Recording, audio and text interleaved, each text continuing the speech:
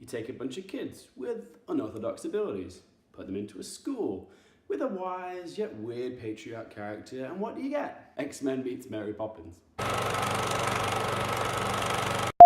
Miss Peregrine's School for Peculiar Children. Hey guys, I have been away for a little while. Sorry, I've been on holiday and I also went to my cousin's wedding. So yeah, it's taken me a little bit of time to put up a new video. Enough excuses, let's dive right into it. And the latest movie that I saw that I want to talk about is Tim Burton's new movie. So yeah, the story of Miss Peregrine revolves around a young lad named Jake, played by Asa Butterfield. And after an incident with his grandfather, it forces him to go on this expedition to this small island off the coast of Wales, where he needs to go to this orphanage, which was the setting for basically his grandfather's stories that he told him as a child. And there he comes across a bunch of young kids who are all gifted with unusual, or in this case, peculiar abilities. And at the head of this school is this odd duck character called Miss Peregrine, played by Eva Green, who is absolutely wonderful in this role. She fits this role like a glove. And so he learns that the stories that his grandfather told him were actually true. And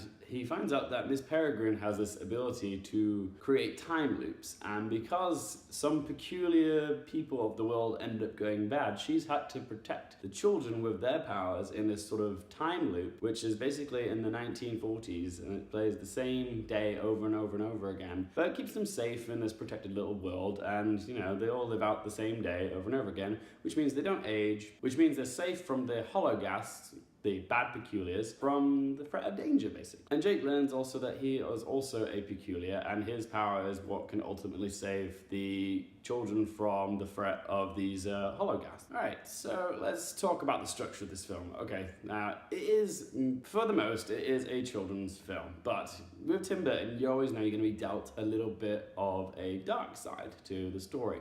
And that's what's great about Tim Burton, is he's got a wonderful way of making like the darker and twisted stuff seem really beautiful. And there's some really lovely moments in this where he shows real good visual imagery. You know, he's got that really good way of painting a sort of twisted fantasy, fairy tale, which I really do admire. But the problem I had with this film is that it does take a long time to actually get to a place where I was really actually interested. The first hour of this film is just a lot of getting to the school and a lot of meeting the characters, and it's just a lot of exposition, and it's not all that exciting, to be honest. But in the second act, I will say it got a lot more entertaining. There was a lot more action in it. There was a lot more stuff going on that really sort of like pulled you into the story. Asa Butterfield, what a wonderful actor. Like, he's always manages to bring a solid performance here, and he does a very good job making a likable leading man. Good on you, Asa Butterfield. Samuel L. Jackson plays the bad peculiar leader called Baron.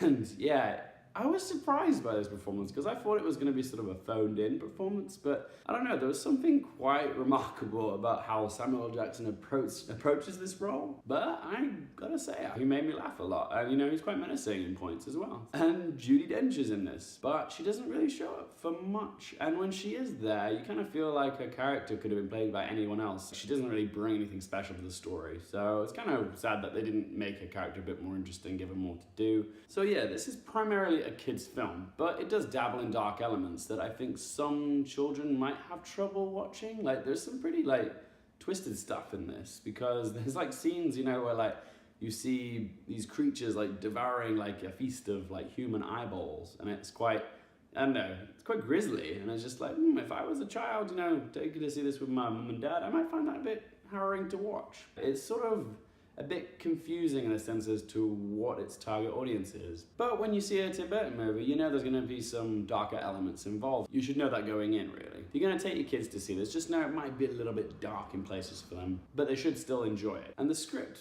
by Jane Goldman does a decent job of adapting the story by Ransom Riggs. It does a good job of showing 2016 and also the past and sort of blending them together quite well. The soundtrack in this is also really beautifully done. It really gives this film its whimsicalness, its sense of identity, which I really liked. It was really eerie in places, but it was also really beautiful in places as well. It did a very good job of sort of making it feel like a fairy tale, but also adding that sense of time travel to it as well. In the end, guys, I would say I did have a pretty good time watching this. The performances are solid from Eva Green, Asa Butterfield, Samuel L. Jackson, all very good and very entertaining.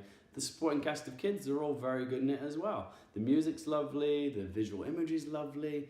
The problem with for me personally, was that it took a while to actually get to anywhere I was really interested in the story. So for me, I'm gonna have to give it a 6 out of 10 because yeah, it took a while for me to really care about it. I think families will love this film, but just be wary of younger kids because there are some dark elements to it. Fans of Tim Burton will love this film, obviously. It's got some lovely elements of like Frankenweenie and Big Fish, and yeah, it's just all like nicely woven together with this sort of fairy tale story.